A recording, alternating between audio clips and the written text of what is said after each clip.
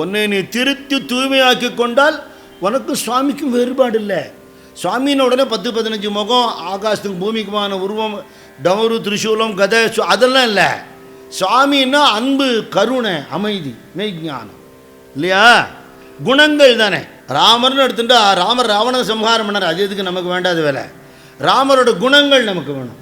பரமேஸ்வரனோட குணங்கள், அவரோட தியாகம், கிருஷ்ணனுடைய எதையும் அப்படி சிரிச்சுண்டு சமத்காரமாக எதிர்கொண்டு யாருக்கு ஆபத்துனாலும் ஓடி போய் உதவுற தன்மை, அந்த குணங்களை எடுத்துண்டு பகவானோட தத்துவத்தை ராமர்னு ஒருத்தர் இல்லவே இல்லை, ராமாயணம் பொய்யுங்கிற நாஸ்திகவாதி.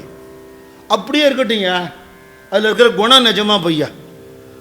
நீ நல்லவனாரு, பாபம் பண்ணாதே, தர்மத்துக்கு விரோதமாக இருக்கிறவாளை கண்டிச்சுக்கோ, தண்டிச்சுக்கோ, ஏகபத்தினி விரதனாரு, சத்தியமே சொல்லு, இதில் என்ன தப்பு இருக்குது? இது கற்பனை இல்லையே, ராம குணம் கற்பனை இல்லையே.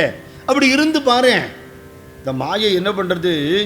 பொய்யான அரசியலையும் சினிமாவையும் நிஜம்னு நினைக்க வைக்கிறது, நிஜமான தெய்வத்தை இல்லைன்னு சொல்ல வைக்கிறது. என்ன அட்டுழியம்!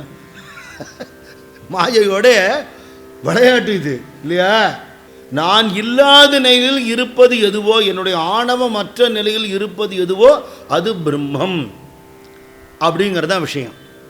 மனசுன்னு ஒன்று இருக்கு, ஈஸ்வரன் ஒருத்தர் இருக்கார். மனசோட சேட்டை இருக்கும்போது ஈஸ்வரன் தெரியல, மனசு ஒடுங்கினால் ஈசன் தெரிகிறார். மன ஈச மனுஷம்பர் சுவாமி.